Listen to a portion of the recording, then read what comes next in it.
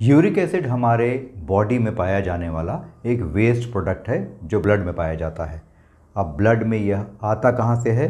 वह तब आता है जब कुछ ऐसे केमिकल्स होते हैं जिन्हें हम प्यूरिन्स कहते हैं, उनका ब्रेकडाउन हमारी बॉडी करती है। अब ये प्यूरिन्स हमारे शरीर में आते कहाँ से हैं? तो यह हमारे ऐसे फूड और ड्रिंक्स के इनटेक से आते हैं जिसमें प्यूरिन्स की मात्रा ज़्यादा होती है। आइए अब यह देखते हैं कि हाई प्यूरिन फूड्स कौन से होते हैं। तो इनमें सबसे पहला नंबर आता है सी फूड्स का, उसके बाद रेड मीट का, इसके बाद नंबर आता है प्रोसेस्ड और रिफाइंड फूड का। और बहुत सारे फूड और ड्रिंक जो दिन भर में हम लेते हैं वो हमारे शरीर में प्यूरिन की मात्रा बढ़ाते हैं। इससे बॉडी के लिए इसे ब्रेक डाउन करने में मुश्किल होती है और यूरिक एसिड का लेवल हमारे शरीर में बढ़ने लगता है।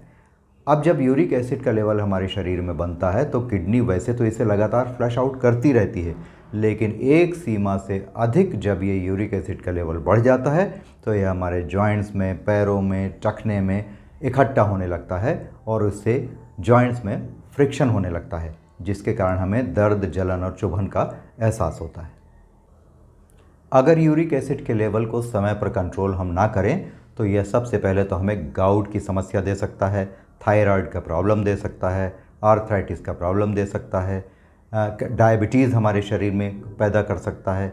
इसके अलावा कैंसर जैसी डिजीज़ भी यूरिक एसिड के लगातार बढ़े हुए लेवल के कारण हमें हो सकती है। महिलाओं के लिए इसका लेवल 2 से 6 तक होना चाहिए और पुरुषों के लिए 3 से 7 तक के लेवल को नॉर्मल माना जाता है। अगर यूरिक एसिड का लेवल इससे ऊपर जाता है तो हाइपर यूरिसीमिया जैसी बीमारी हो जाती है। तो अगर आपके जॉइंट्स में रेडनेस रहने लगे, लगातार स्वेलिंग रहने लगे, कुछ गड़ने, चुभने, जलने जैसा एहसास होने लगे तो आपको अपने ब्लड टेस्ट में यूरिक एसिड का टेस्ट ज़रूर करा लेना चाहिए। और वैसे तो हम ये देखते हैं कि हाई प्रोटीन डाइट को हम यूरिक एसिड के बढ़ने से जोड़ते हैं, लेकिन एक बात आप और याद रखिए कि जितने भी प्रोसेस्ड और रिफाइंड फूड होते हैं उनमें कॉर्न सिरप यानी कॉर्न शुगर का यूज़ किया जाता है।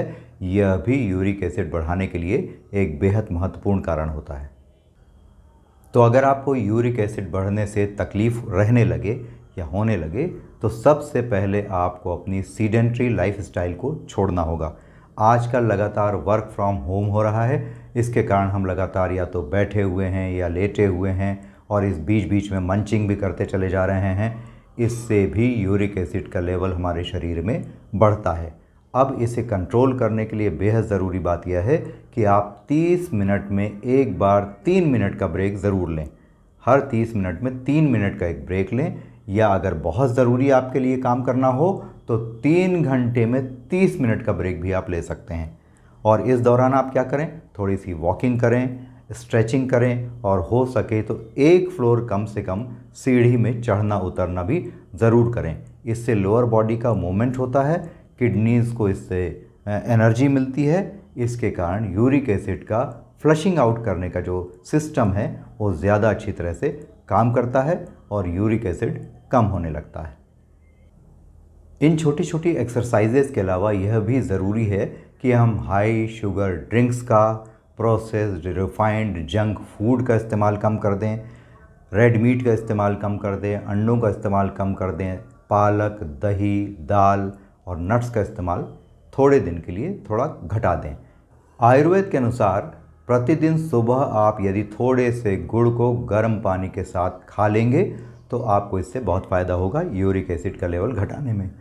इसके अलावा आप कच्चे पपीते का सेवन बढ़ा सकते हैं और ज़्यादा हो तो आप एक काम करिए कि 1/4 चम्मच गिलोय का सत लेकर, जो आपको आसानी से बाज़ार में मिल जाएगा, उसे रात में सोने से आधा घंटे पहले गुनगुने पानी के साथ ले लीजिए। तो इससे आपका यूरिक एसिड का लेवल कंट्रोल में आ जाएगा।